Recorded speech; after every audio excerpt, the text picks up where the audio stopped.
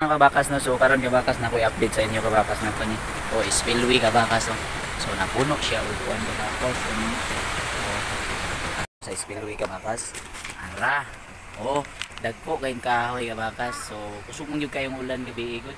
Ani agi ra mi diri pagtanaw na mo.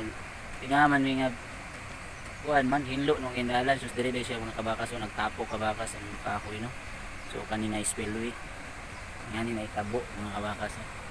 Medyo gamay na po ng baha kabakas pero dati or mo ni update kani kabakas mo ni update diri kabakas sa kilid araw nade hanging bridge diha dan tubig medyo lalo po dan tubig kabakas kay kusog lagi kayong ulan gabi then dire sa kilid nalumpag mga kabakas nalumpag po madere agi ra man mi dire so nay tabo gid kagabi araw na crack pet pagwat araw agi rami diri pagagi nang lumpag ba.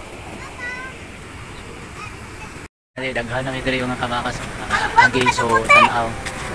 Ay siyempre kita po nila. Bypass mi diri. Oh.